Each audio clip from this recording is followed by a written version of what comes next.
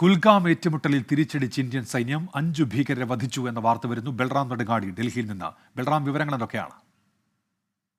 ഉന്മേഷ്, കുൽഗാമിൽ ഇന്ന് ഉച്ചയോടെ ഭീകരവാദികളുടെ സാന്നിധ്യമുണ്ട് എന്ന രഹസ്യ വിവരത്തിന്റെ അടിസ്ഥാനത്തിൽ സൈന്യം സംയുക്ത സുരക്ഷാ സേന തെരച്ചിൽ ആരംഭിച്ചിരുന്നു. ഈ തെരച്ചിലിനിടെയുണ്ടായ ഏറ്റുമുട്ടലിൽ ഒരു സൈനികൻ വീരമൃത്യു വരിച്ചിരുന്നു. ഈ ഏറ്റുമുട്ടലിൽ പരിക്കേറ്റ് ആശുപത്രിയിൽ ചികിത്സയിലിരിക്കെയാണ് സൈനികൻ വീരമൃത്യു വരിച്ചത്. തുടർന്ന് മേഖലയിൽ കൂടുതൽ സൈന്യത്തെ വിന്യസിച്ച് തെരച്ചിൽ ഊർജിതമാക്കിയിരുന്നു സൈന്യം. അതിനിടെയുണ്ടായ ഏറ്റുമുട്ടലിലാണ് ഇപ്പോൾ 5 ഭീകരവാദികളെ സൈന്യം വധിച്ചിരിക്കുന്നത്.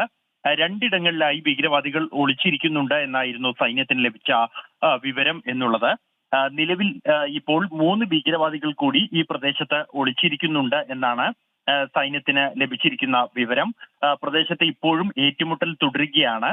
കൂടുതൽ സൈനികരെ ഈ മേഖലയിലേക്ക് എത്തിച്ചിട്ടുണ്ട്. ഭീകരവാദികൾ ഒളിച്ചിരിക്കുന്നതായി സംശയിക്കുന്ന മേഖല പൂർണ്ണമായും സൈന്യം വളഞ്ഞിരിക്കുകയാണ്. ഈ പ്രദേശത്ത് ഇപ്പോഴും ഏറ്റുമുട്ടൽ തുടരുകയാണ്. ഉന്മേഷ്, ശരി. ബൽറാം നെടുങ്ങാടിയാണ് ഡൽഹിയിൽ നിന്ന് വിവരങ്ങൾ നൽകിയത്.